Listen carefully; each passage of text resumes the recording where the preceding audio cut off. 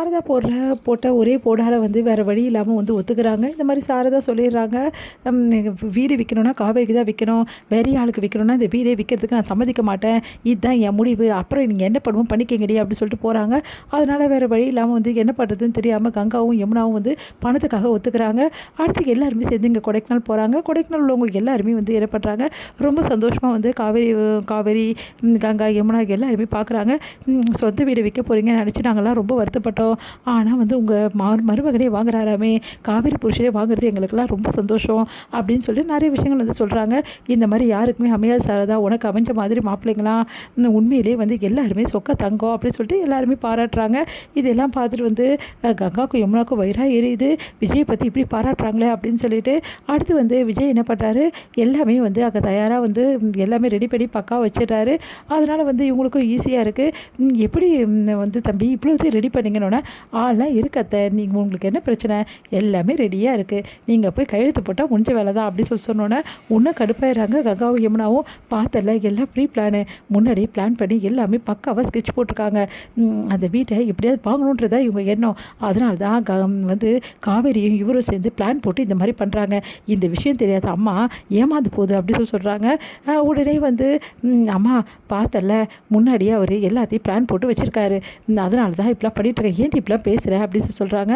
அப்போ கரெக்டாக அங்கே இருக்கிறவங்களாம் வராங்க. உடனே எவ்வளோக்குமா வீடு விற்கிறீங்க அப்படின்னு சொல்லிட்டு கேட்குறாங்க. அதுக்கு காவேரி அமைதியாக இருக்காங்க. சொல்லுங்கம்மா, அது எங்களுக்குள்ளே இருக்க விஷயங்க, அது உங்களுக்கு எதுக்கு அப்படின்னு சொல்லிட்டு சாரதா கேட்குறாங்க.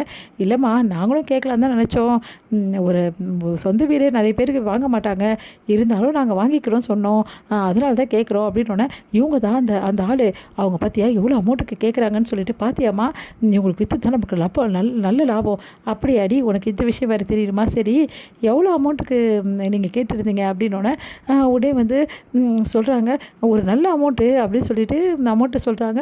அதை கேட்டுட்டு பார்த்தியாக்கங்க, இந்த அமௌண்ட்டில் முக்கால்வாசி அமௌண்ட்டு தான் இவங்க கேட்குறாங்க, ஆனால் காவேரியோட புருஷன் பார்த்தல என்ன அமௌண்ட் தராருன்னு சொல்லிட்டு பார்த்தல, இப்போ கொஞ்சமாவது அடங்கு, சும்மா அவரை குறை சொல்லிகிட்டே இருக்காத, உண்மையிலே நல்ல லாபம் தான் நம்மளுக்கு கிடச்சிருக்கு, அவர் மார்க்கெட் ரேட்டுக்கு நல்ல ரேட்டுக்கு தான் எடுக்கிறாரு, ஆனால் நீ இப்படி அவர் குறை சொன்னு தெரிஞ்சிட்ருக்க, இனிமேட்டாவது அவர் பிளான் போட்டு எல்லாம் பண்ணாருன்னு சொல்லாத, அவர் காதில் ஏதாவது விழுந்துச்சுட்டா எவ்வளோ கஷ்டமாயிடும் அப்படின்னோடனே அப்படியே பார்த்து முறைக்கிறாங்க.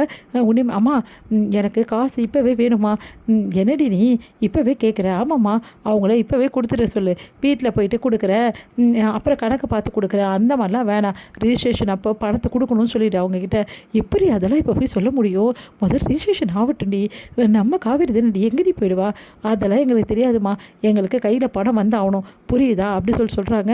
இந்த விஷயத்தை எப்படி நான் காவேரி கிட்ட சொல்வேன் அப்படி சொல்லிட்டு போகிறாங்க. இங்கே என்ன பண்ணுறாங்க, ரிஜிஸ்ட்ரேஷன் எல்லாருமே சைன் போடுறாங்க.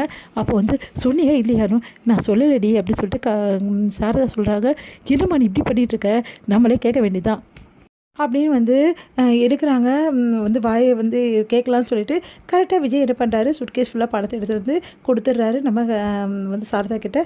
அத்தை இதில் நீங்கள் எல்லா படமும் நான் சொன்ன படம் எல்லாமே இருக்குது, தம்பி காவேரியோட படத்தை எடுத்துகிட்டு தானே கொடுத்துருக்கீங்க, அதெல்லாம் இல்லை அத்தை, மொத்தமாக தான் கொடுத்துருக்கோம், ஏன் தம்பி, அத்தை நீங்களே பிரித்து கொடுத்த மாதிரி இருக்கட்டும், எல்லாருக்கும் நீங்களே கொடுங்கன்னு அப்படியே பார்க்குறாங்க. பார்த்தல எவ்வளோ பெருந்தமையாக நடந்துக்கிறாருன்னு ஒன்றெல்லாம் அப்படின்னு சொல்லிட்டு டென்ஷன் ஆகிறாங்க. கங்காவை பார்த்து எவனா பார்த்தோம். அடுத்து ரொம்ப நல்லது தம்பி அப்படின்னு சொல்லிட்டு வாங்கிக்கிறாங்க சாரதா. விஜய் காவேரி இங்கே வாங்க அப்படின்னு சொல்லிட்டு கூப்பிட்றாங்க.